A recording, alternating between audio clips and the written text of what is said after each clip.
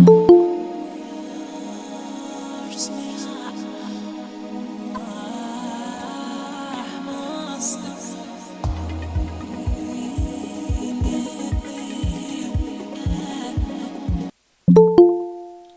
sí. Bien, cuéntenme, ¿cómo están? Cansados supongo, ¿cierto? Obviamente, después de todo el día que hemos tenido, como día lunes. Eh,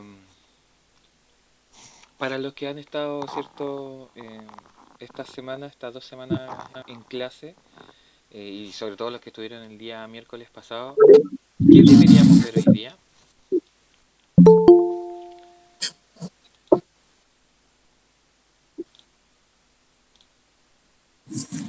No tienen los cuadernos y el lápiz, porfa.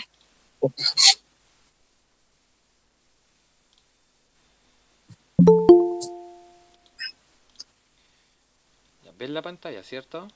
La pizarrita. Sí, profe. Ya. Bueno, si no me equivoco, exactamente, Lorena, sí. Sí, precisamente. Bueno, tenemos gente que se sigue conectando, ¿cierto? Que por primera vez están entrando a clase. Y voy a volver a repetir para que lo más resumidamente posible, ya, para llegar al lugar en el que hoy día debemos comenzar a hacerlo. Eh, no sé si antes de eso alguno de ustedes tiene alguna pregunta que hacer, algo que resolver antes de hacer este resumen. Está viendo el chat.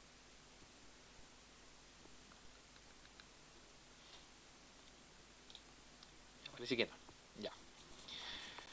A ver. Como ustedes ven ahí en la pizarra, ¿cierto? Estamos viendo cómo es que nace la filosofía, ¿cierto? Cómo es que, como lo dice la palabra, ¿cierto? Este querer saber, la palabra filosofía, ¿cierto? Sería una palabra compuesta que yo quiero aprender, que yo quiero conocer las cosas, ¿ya?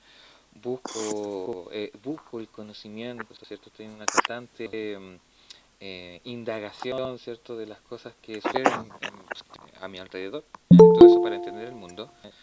Nace el pensamiento lógico, ¿cierto? Nace la filosofía, y eso es porque antes se pensaba de una forma distinta, ¿cierto? Desde ahí se respondían las preguntas, ¿ya? O las situaciones que nosotros vivíamos, o se trataba de explicar el por qué nosotros somos de esta forma, ¿ya? Recuerden que existen distintos mitos, ¿ya? Y la palabra mito no significa una mentira, ¿cierto? Algo falaz, sino que es una manera diferente, es una herramienta distinta para explicar la realidad, ¿ya? De ahí nace el pensamiento lógico, por eso nosotros que hablamos de la lógica, ¿cierto? La causa y la consecuencia, ¿ya? Tiene que haber una correlación entre ellas, y ahí nace la filosofía, ¿no? Y una característica que hay, que tenemos nosotros los seres humanos, es que nosotros aprendemos cuando preguntamos, ¿ya? Y es lo mismo que le decía yo a los chicos en las clases: si uno no pregunta, no sabe, ¿ya? Y se queda con la duda, y al fin y al cabo eso es peor para la persona, ¿ya? Y por lo tanto la pregunta pasa a ser el fundamento, ya el puntapié, es la forma de comenzar, ¿cierto? A buscar ese conocimiento, la sabiduría, ¿ya? El por qué, el cómo, el cuándo, el dónde, con qué, ¿ya? Y muchas otras más, el qué, el para qué. Y son diferentes preguntas. Y esas preguntas, por ejemplo, como ustedes lo ven aquí, tienen que ver o están en relación con el conocimiento, están en relación con nuestro origen, están en relación con lo que nosotros somos ya hoy día, y también en relación a fenómenos, situaciones, hechos, ¿ya? Y ahí veíamos, por ejemplo, las preguntas por el origen, ¿cierto? De cuál es nuestro origen, ¿ya? Cómo es que las cosas existen como existen. Nos referíamos a los presocráticos, ¿cierto? Este grupo de personas que cada uno daba una respuesta distinta, pero siempre ese elemento estaba presente, y de hecho ahí entendimos, o debiésemos entender, que nace, por ejemplo, la respuesta del átomo, ¿ya? Fueron los presocráticos que por primera vez dan esa respuesta, el átomo, y hasta el día de hoy la seguimos estudiando. Y habíamos comenzado a ver esta otra pregunta, ¿cierto? El cómo somos, por qué somos así hoy en día, ¿ya? Y lo veíamos desde dos perspectivas, ¿cierto? Desde la perspectiva psicológica, ¿cierto? De esta rama de la psicología que nace también de la filosofía. Y hoy día deberíamos ver, ¿cierto? Por lo menos algunas respuestas que se dan a esa pregunta del cómo somos en la misma filosofía, ¿ya? Y ahí en psicología, ¿cierto? En lo anterior estuvimos viendo, ¿cierto? La respuesta de Freud, estuvimos viendo la respuesta de Erickson del por qué nosotros somos así, ¿ya? Hoy día deberíamos ver a Platón y Aristóteles. Entonces, voy a dejar esta pizarra para presentar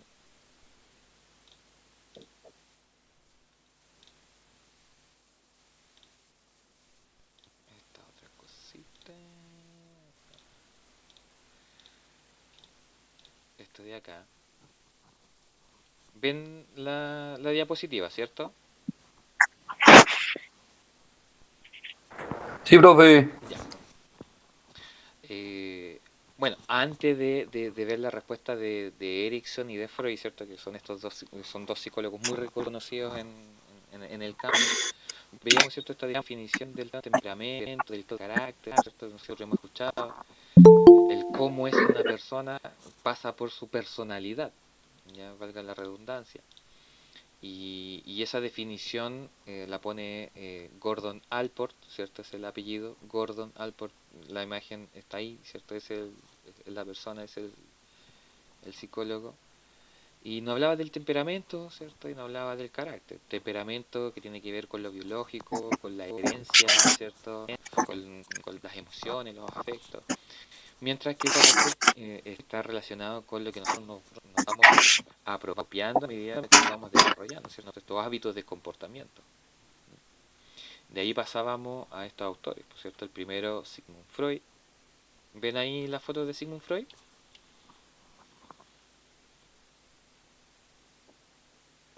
Sí, profe. Y ahí veamos, ¿cierto? Estos seis conceptos clave para entender la respuesta de Freud a el por qué somos de esta forma, ¿ya? O por qué somos así, ¿ya? El super yo, el ello, ¿cierto? Y estos tres niveles de conciencia que tienen que ver con estados, ¿cierto? De nuestra propia mente, ¿ya? Nosotros estamos conscientes, eh, también tenemos estado en el que estamos inconscientes, ¿ya? Y estados que son intermedios, ¿cierto? Entre la conciencia y el inconsciente, que son más conocidos como el preconsciente o subconsciente, cualquiera de los dos nombres va a estar bien. Y esas son las claves para entender el pensamiento de Freud, ¿cierto? En este sentido, porque también él entrega otras cosas más. La imagen, ¿cierto? Del diablito y del angelito. El diablito siempre va a ser el ello, ¿ya? El angelito va a ser el super yo. Y ahí estamos nosotros, ¿cierto? El yo, tomando la decisión. ¿A quién le hacemos caso? Le hacemos caso al ello, le hacemos caso al super yo, y ahí siempre estamos en ese conflicto. Les mencioné, ¿cierto? Y creo que, no sé si les mostré les dije que les iba a mostrar esa escena de la película Focus, protagonizada por Will Smith y el otro, que aquí explican, ¿cierto? De manera eh, bien gráfica, bien eh, sencilla lo que es el subconsciente, ¿cierto? Sé que hay gente que todavía no lo entendía. Eh,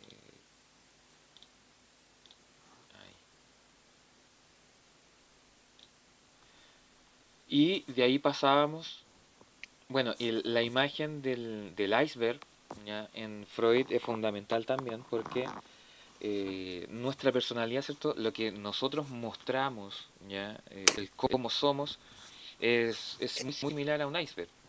La característica que tiene el iceberg es que no se ve completo. ¿Ya? Lo que nosotros vemos de un iceberg es una parte bien pequeña de él. ¿Ya? La gran cantidad, ¿ya?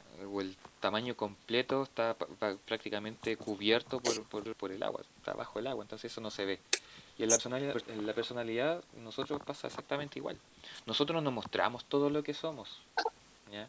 Hay cosas que nosotros nos guardamos. ¿M? Incluso hay cosas que ni siquiera sabemos que tenemos guardadas, ¿ya? Que están ahí en el inconsciente, porque es parte de la teoría de Freud, ¿ya? Y esa es la respuesta que nos da él. Y ahí pasábamos, ¿cierto?, a la respuesta de este otro psicólogo, ¿cierto?, el Erik Erikson, en el cual nosotros pasamos por diferentes etapas, ¿cierto? Son 8 etapas en total en la vida. Y en cada una de esas etapas nosotros nos enfrentamos a un desafío, ¿ya? Y ahí dependiendo de cómo hayamos resuelto, ¿cierto?, ese desafío, es si lo logramos bien, ¿ya? Logramos el éxito, el aspecto positivo al tiro, Eric, el aspecto positivo, ¿cierto?, desafío, de ese desafío en esa etapa, o obviamente la parte negativa, ¿ya? Que en definitiva es la contraparte. Eric, por favor.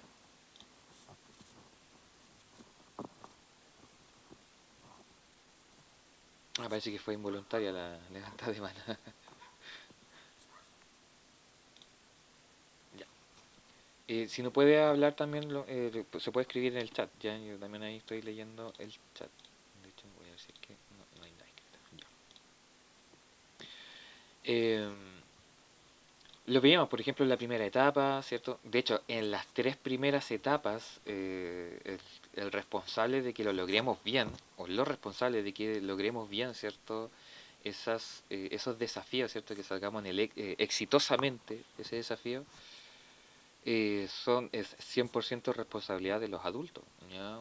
Un bebé de 1 año no se puede hacer cargo de sí mismo, ni de 3, ni de 5, ni de 6, ¿ya? Por eso el adulto es completamente responsable. Ahora ya en las etapas posteriores hay una mezcla ahí de responsabilidades. Eh, y aquí nosotros podemos hacer incluso hasta un diagnóstico propio. De hecho, cada uno de ustedes puede hacer ese diagnóstico, ¿ya? En ustedes mismos. Por ejemplo, si son personas que tienen confianza, ¿ya? Si ustedes se sienten que tienen confianza es porque en la primera etapa, ¿cierto? En el primer año de vida, los adultos responsables, ¿cierto? Fueron capaces de lograr aquello, ¿ya? Que ustedes se sintieran protegidos, que se sintieran seguros, ¿ya? Que por lo tanto desarrollaban el sentimiento básico de confianza ante la vida, ¿ya? No iban a sentir que la vida no los quiere vivos, por decirlo de alguna forma, ¿ya? Porque un bebé que tiene hambre y no se alimenta, de alguna forma en su inconsciente se va a desarrollar la idea de que el mundo no lo quiere vivo, y por una cuestión obvia, ¿por cierto? Tengo hambre, tengo que alimentarme, es una necesidad básica. Lo mismo va a pasar con el cambio del pañal, ¿cierto? Con el momento de defecar u orinar del bebé, es otro el que tiene que hacerse cargo. El de hacerlo dormir, lo mismo, porque no sabe, ya no sabe hacerlo por sí solo. Si ustedes se sienten con, con, con, con esa perspectiva de verse independientes, ¿cierto?, de lo que ustedes realizan, ¿ya?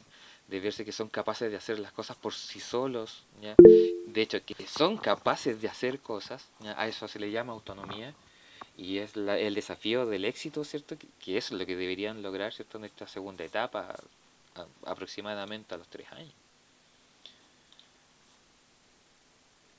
Sí, sí, ese es el problema. Pero en todo caso, ustedes pueden buscar, ya, Carolina, eh, en internet.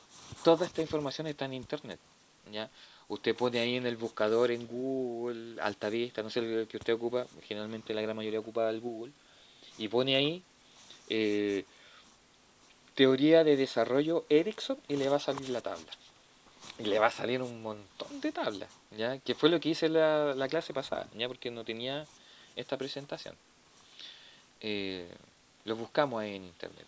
Lo mismo le va a pasar con Freud, ¿ya? También, Las ocho, claro.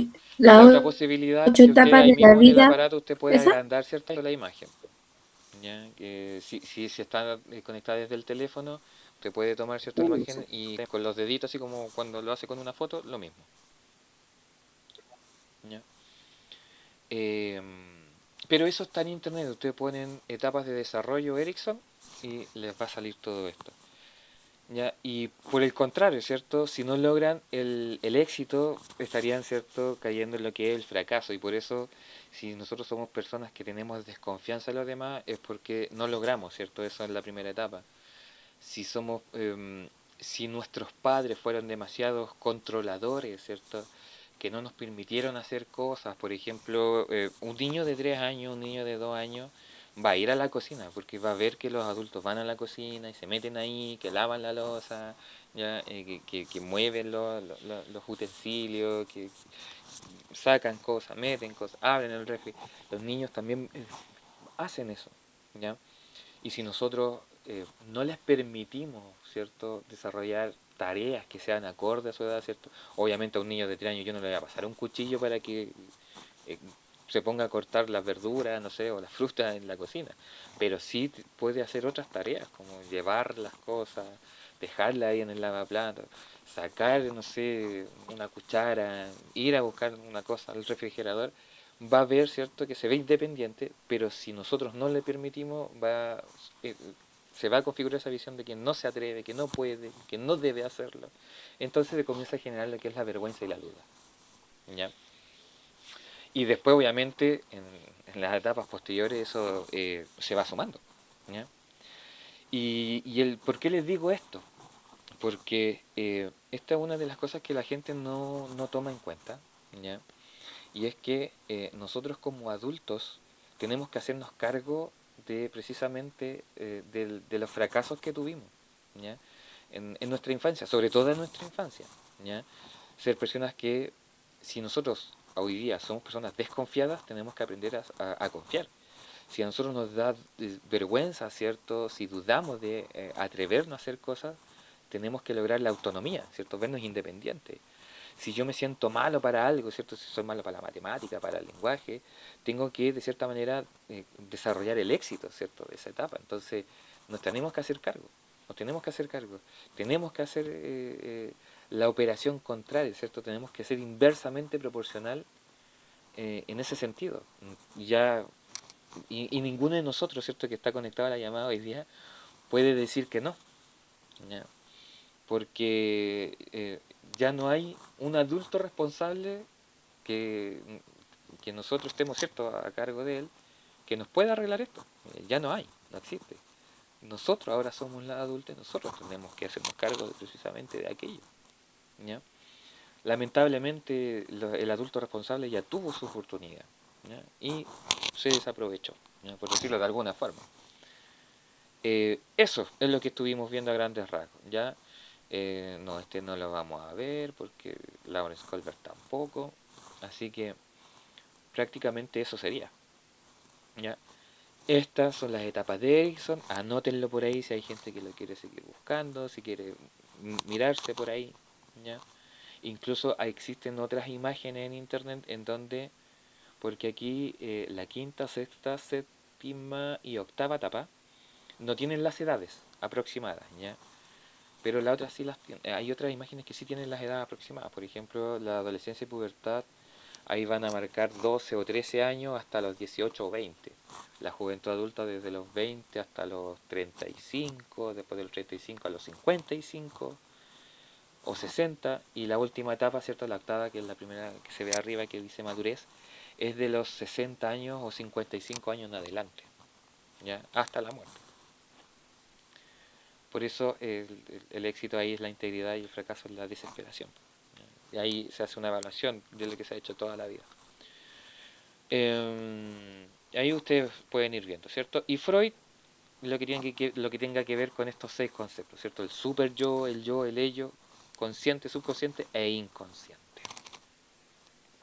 Dicho eso, es lo que llevamos, ¿ya? No sé si existe alguna pregunta. Así es porque antes no estaba la wea que no enseñaba. Claro, por supuesto. Sí, pues ese es un factor muy fundamental, Sandra, sí. Sí. Pero ahora lo estamos aprendiendo, ¿cierto? Ahora lo estamos...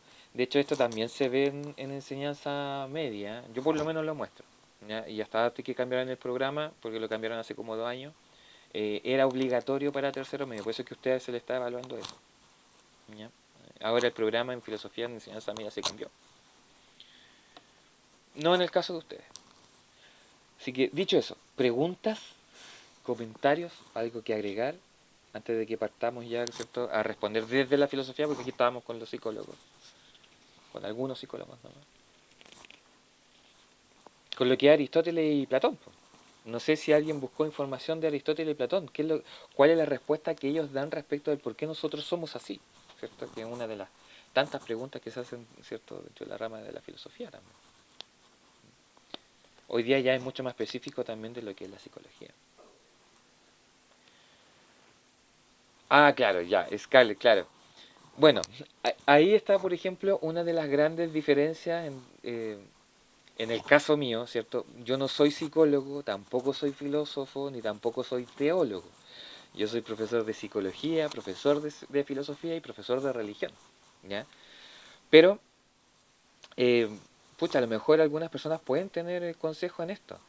En mi caso, ya que yo también me pasaba antes, ahora no mucho, eh, pero cuando a mí me daba vergüenza, de hecho yo llegaba a sentir unas mariposas, el estómago se me revolvía, ¿cierto? El hecho de poder pararme frente a la gente y hablar en público, eh, me tiré nomás, pues.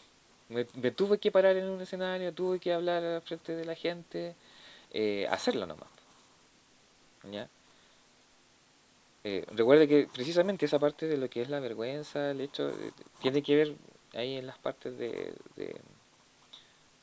Erickson, ¿cierto? Ahí sale las etapas de Erickson.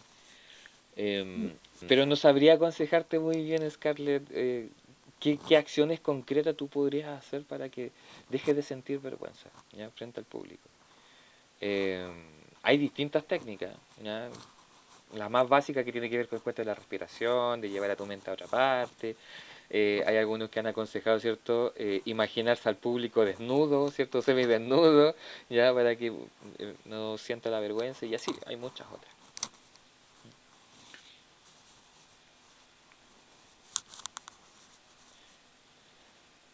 Ya, entonces si no hay otras preguntas, entenderé que está claro. Ya. Y Profe, pasamos entonces de lleno. Cuénteme. profe, disculpe, ¿qué dijo que averiguáramos sobre Platón? Lo que ustedes descubrieran, ¿cierto? Mira, José ahí en el chat le está dando ahí una especie de consejo también. ¿Ya? Carolina, no se le escucha a Carolina, lo tienen en silencio. Ahora sí. Ahí sí, perdón. Yo tengo algo de Platón. Ya, al tiro le doy la palabra. Al tiro le doy la palabra. Ani, lo que ustedes averiguaran de Platón, lo íbamos a utilizar. ¿Ya? No, que de la clase pasada, Connie, ¿ya? De la clase pasada, como vimos a Erickson y Freud, les adelanté de que la clase de hoy día íbamos a ver a Aristóteles y Platón. Entonces, si había gente que quería averiguar antes de la clase cosas de ellos, ningún problema. ¿Ya? Y eso es lo que ahora, por ejemplo, va a hacer Carolina. Nos va a contar qué fue lo que investigó sobre Platón, parece, ¿o no? Sí, ¿le digo nomás? Sí, dígalo. Ya. Él fue un filósofo griego seguidor de Sócrates y maestro de Aristóteles. Fundó la Academia de Atenas, institución que continuaría a lo largo de los más de 900 años y a la que Aristóteles acudiría desde esta gira a estudiar filosofía, alrededor del 367. Disculpe, pero ese es un número a tomar en cuenta, porque recuerden que aquí estamos hablando antes de Cristo, ¿ya? Entonces Ujú. estamos hablando de 300 años antes de Cristo. ¿300 cuánto? 367. 367 años, ¿ya? Antes de Ujú, Cristo. Cuando nace Cristo, ¿cierto? Se toma como el año cero, y es por eso que hoy día estamos en el año 2023, ¿ya? ujú. Eso. Dice, la teoría de Platón proclama que el universo es un ser vivo y único y el demiurgo lo ha hecho lo más parecido a su modelo. Es esférico porque esa es la forma más perfecta y hermosa y le aplicó un movimiento circular sobre sí mismo y el torno a un punto fijo con movimiento uniforme y circular. Ya, sí. Ya, ahí tenía que ver más con la historia, ¿cierto? De él. Sí, Ujú. precisamente, bueno, como vamos a hablar de Platón y Aristóteles, tener claro que el primer filósofo considerado como tal, ¿cierto? Filósofo como tal, es Sócrates. Por eso en la respuesta del cuál es nuestro origen hablábamos de los presocráticos, ¿ya? Es decir, las personas que estaban antes de Antes Sócrates. de Sócrates. Exactamente, ¿ya? Y Sócrates fue maestro de Platón, ¿ya? Y a su vez, ¿cierto? Platón fue el profe de Aristóteles. ¿Y por qué son tan importantes estos sujetos? Porque ellos entregaron demasiados conocimientos, demasiadas teorías respecto de muchas cosas, ¿ya? Eh, Tanta fue la influencia que después Aristóteles, ¿cierto? Fue profesor de, si no me equivoco, ¿quién fue el que extendió el Imperio Romano? ¿Carlomagno? No me acuerdo muy bien ese dato. Aristóteles fue profesor, ¿cierto? Del emperador y fue él el que extendió el Imperio Romano, ¿cierto? Hasta Oriente. O sea, imagínense la influencia que tuvo, ¿cierto? Estuvieron estos sujetos. Y en ese sentido, ¿cierto? Cuando hablamos de Platón, el fundador de la lógica, gracias al planteamiento de la sociedad que tiene la justificación racional de la realidad. Claro. ¿Por qué? Porque toma ideas de Platón y le dice, a ver, tú eres mi profe, yo soy un estudiante, pero yo no estoy de acuerdo contigo. Y ahí empezaron, ¿cierto?, a cada uno a plantar sus teorías. Platón, por su parte, y de hecho, eh, como bien lo dijo Carolina, eh, Platón imaginó un mundo, ¿cierto?, de cierta forma. En el cual existían cosas que son materiales, algo que ya los presocráticos ya también habían estado poniendo la semilla, ¿cierto? Y que germina ya con Platón y se nota su idea, que aquí nacen las nociones materiales de cuerpo, ¿ya? Para poder entender a una persona, ¿cierto? A un sujeto, de cuerpo y de alma, ¿ya? Algo que es material en el sujeto y algo que también no es material en el sujeto, ¿ya? Y por eso después dio esos modelos, ciertos materiales de cómo era el mundo, ya, y ese tipo de cosas. Creo que hubo una palabra que ocupó que era demiurgo, algo así, ¿o no? Que el demiurgo es la persona que manipula, ¿cierto?, todas estas cosas, ¿ya? En este caso sería como el creador, ¿ya? El que creó todo, ¿ya? Hizo que las cosas fueran así, ¿ya? Platón no hablaba de Dios, ¿ya? Eso sí hablaba de una divinidad, las divinidades. ¿Mm?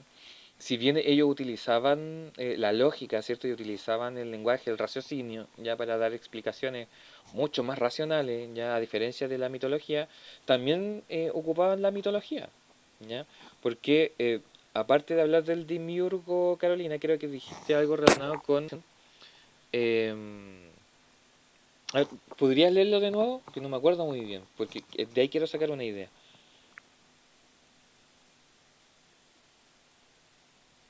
Está en silencio, está en silencio.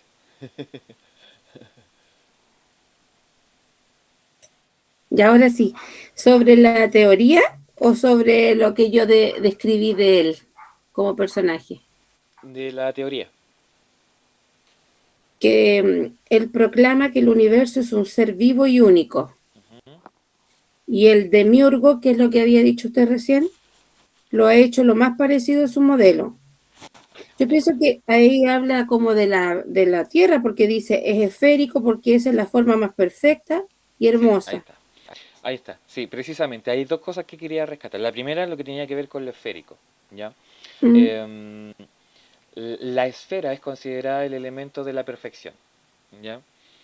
Todo lo que tiene que ver por cuento de la geometría, de este cuento matemático y su geometría y todo lo demás, ¿ya? Que está relacionado con eso. Y lo otro, como yo les decía recién, él planteaba, ¿cierto?, un modelo material e inmaterial, ¿ya? Del cómo somos, ¿ya? Y por eso él hablaba en lo material del cuerpo, ¿ya? Y todo lo que es relacionado con el cuerpo, y todo eso es materia. eh, y también habla del alma, ¿ya? El alma, espíritu o mente, ¿ya? En esos tiempos, si bien hoy día podemos hacer una distinción de cada una de ellas, en ese minuto eran lo mismo. De hecho, si nosotros nos ponemos a pensar de manera bien, un poquito más crítica, más profunda, eh, difícilmente, no estoy diciendo que no exista, pero difícilmente una persona que de alma sea buena tenga pensamientos malos. ¿Ya? Entonces, en ese sentido, alma y mente están correlacionados. ¿Ya? Y viceversa, ¿cierto? A la inversa también. O sea, que una persona que tenga pensamientos puros, ¿cierto? Y buenos, tenga, ¿cierto? Un alma que sea mala. ¿Ya? Están directamente relacionados. Alma buena, mente buena. Alma mala, mente mala. Es así de simple, ¿cierto? En ese sentido. El idealismo griego. Muy bien, ¿ya? ¿Y por qué idealismo? De hecho, ¿ustedes han escuchado hablar de el amor platónico? ¿Lo han usado ustedes hacer referencia en sus propias experiencias sobre el amor platónico? Ya, Lorena dice que sí, cierto, Scarlett también. Ya, de aquí viene, ya, el amor platónico.